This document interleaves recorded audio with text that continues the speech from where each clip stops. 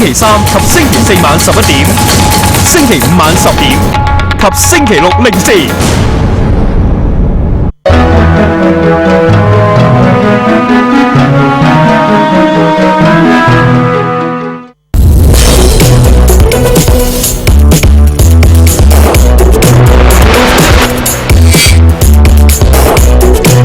歡迎收睇理財有方，我係黃海琳。每個人咧都希望自己嘅資產得到保障，尤其是一啲做老闆嘅，咁身價有一定數目啦，咁但係就冇時間去管理。咁今日我哋就請嚟安佳豐資產管理聯席董事郭宇鵬 Joseph 咧上到嚟咧，同我哋今日嘅理財個案嘅主角做一個咧資產管理嘅安排㗎。你好 Joseph。好，你好啊。好啦，我哋都先睇翻咧李先生嗰個資產嘅資料先。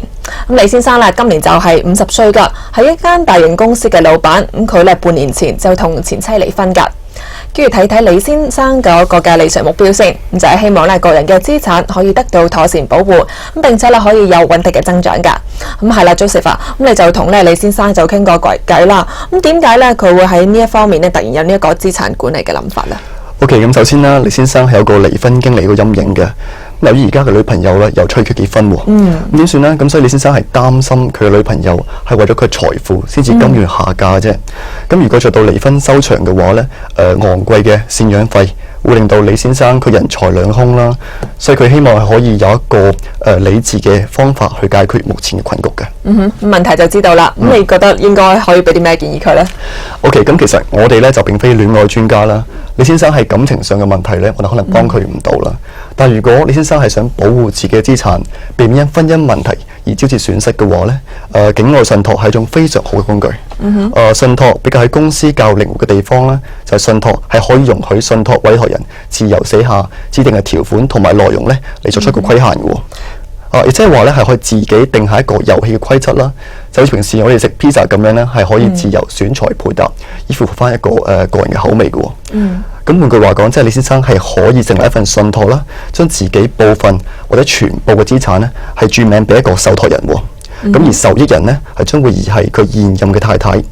咁同時間喺信託嘅契約中要列明啦，如果太太同自己離婚嘅話咧，係就唔可以承受任何嘅資產嘅。因為一旦離婚嘅話咧，李先生嘅女朋友咧就唔再符合現任太太呢一個指定受益人嘅身份，資產係得以保障嘅。咁你講到咧呢一個係涉及到信託嘅呢樣嘢啦。咁嗱，以我所知咧就有一樣嘢咧就叫做離岸信託。究竟咩叫離岸信託咧？OK， 咁其實呢個係成立於境外地區，仲非常專門嘅信託啦。咁呢啲國家咧係簽訂咗一啲非常嚴謹嘅法例，係保障到信託內嘅資產咧係免受訴訟啦同埋債主嘅威脅。亦都會提供同埋實施全面嘅保障同埋保密性嘅。咁另外咧，亦都可以提供完善嘅環球投資服務添㗎。咁聽落咧，我哋都即係有一個基本嘅了解啦。咁究竟離岸信託當中咧有啲咩嘅好處啊？OK， 咁其實佢嘅好處分為4類啦。咁第一嚟講咧，係資產保障方面啦，可以保障到佢資產咧免受索償啦、訴訟啦、查封資產嘅風險啦，亦都唔會受投資者所屬地國家地區政治動盪嘅影響喎。咁第二嚟講咧，喺遺產方面，當呢個遺產轉移嘅同時咧，係可以規避到所屬國家地區法律上嘅限制啦，亦都可以免除遺產稅喎，同埋係完全保密㗎。咁第三嚟講，保密性嚟講咧，係可以保障到佢個人嘅商業利益啦，係唔會洩漏俾競爭對手啦、債主或者其他你唔願意向其透露嘅人士。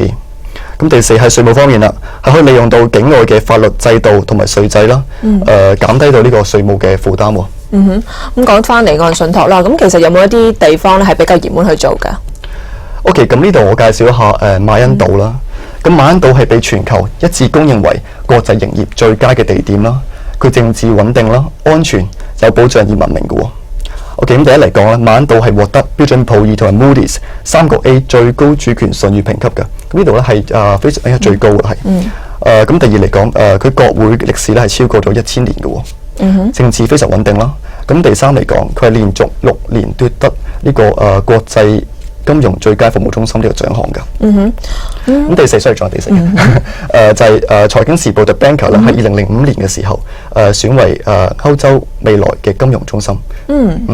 好啊，咁我哋咧或者都要了解翻馬恩島多少少啦。咁其實喺馬恩島咧有冇一啲特別嘅存款嘅保障或者計劃嗰啲嘅咧？當然有啦。為咗保障投資者嘅利益啦，馬恩島係訂立咗一個法定嘅離岸賠償計劃喎。喺1991年嘅法例指出啦，喺任何情況下，如果馬恩島註冊嘅保險公司因為破產而未能夠履行到索償嘅責任嘅話咧，咁投資者係可以得到保障嘅。喺計劃中咧，最高係可以得到承保人所需賠償嘅90%，咁啲金額咧係冇上限添嘅。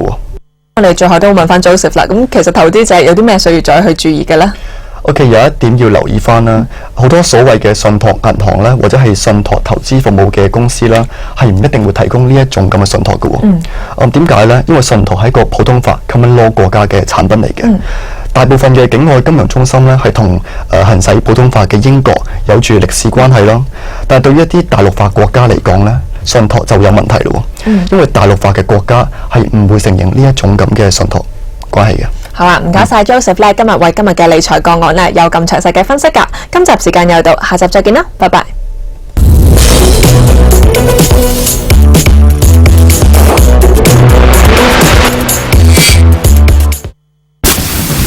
Now Sports 9月13號星期六英超激戰，頭場632台 Now Sports 2雙雄大戰，利物浦對曼聯。緊接 Now Sports 2布力般流浪對阿仙奴，深夜壓軸仲有曼城。